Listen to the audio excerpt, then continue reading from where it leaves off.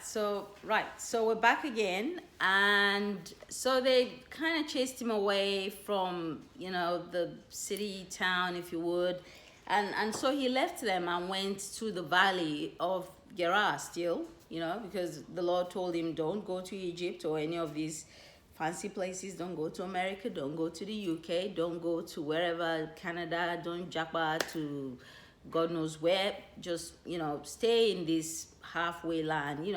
Sometimes the Lord might ask you to move from, let's just say, Nigeria. He might ask you to move to Togo. I'm sure a lot of people will be like, gee, can't be from the Lord. He can't just ask me to move to Togo. They're like, what's there? Or Benin, or something like that, or ask you to move to Lesotho, or one of these kind of places, and you'll be like, are you sure you're hearing from the Lord?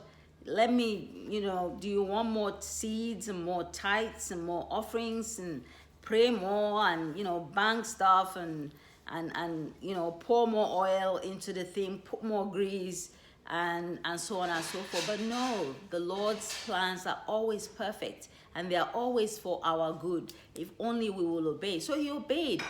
Even though they chased him away, he didn't leave Gerar as such. He just maybe moved to a place that, they are not interested in. You'll know those kind of places.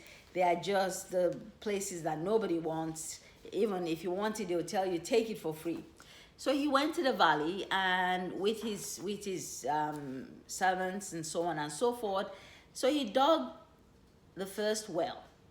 And, these same people followed him again and said, no, they quarreled with him. Oh, it's our well. So, he named it Esek, meaning, I don't know what it means. I think I found it, but they took it. Let's just put it that way.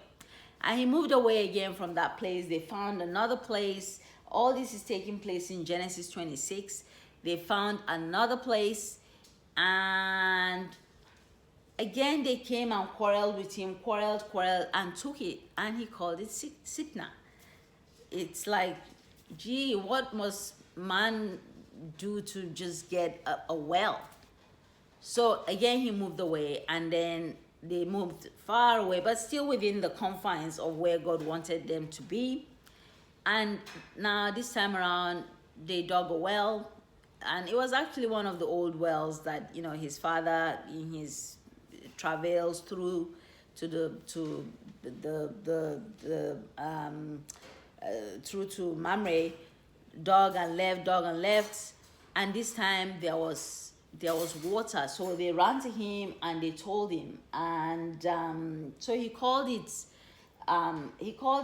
Rehoboth, meaning that now the Lord has given us room and we will flourish. So, he's been flourishing all this while, don't forget. Like, maybe it didn't come to his consciousness, but now it really struck him for the first time that the Lord really wants us to stay here. I mean, you don't start, digging wells or like even building a house, settling like properly if you didn't, plan to stay. So he saw that as a signal from the Lord that he wanted him to stay there.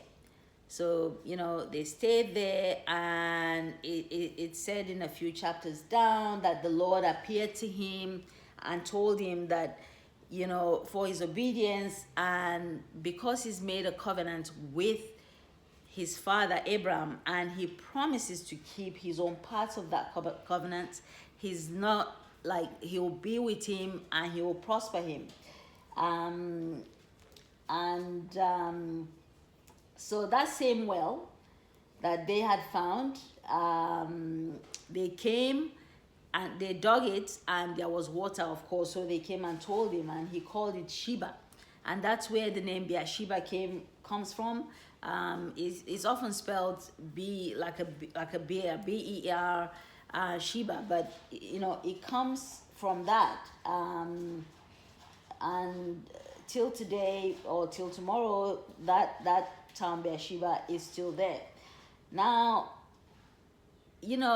before they moved to the land of the Philistines and Gerar and so on and so forth because of famine, you remember that Esau had already sold his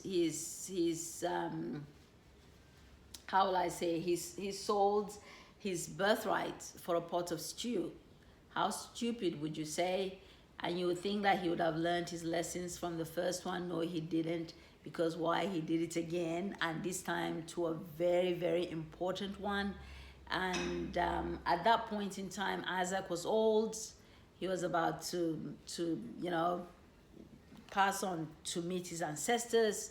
So by the customs, actually, not anything, just the customs in those places, the firstborn gets like a double blessing kind of thing. So Rebecca overheard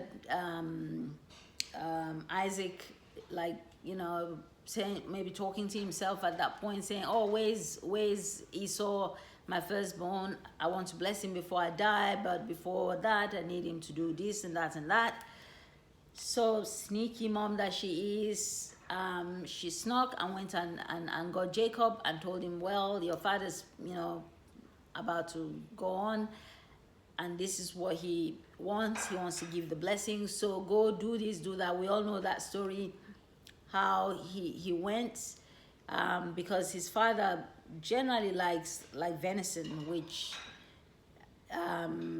Esau was a shepherd, and he wanted it cooked for him so that he could eat it and then bless him.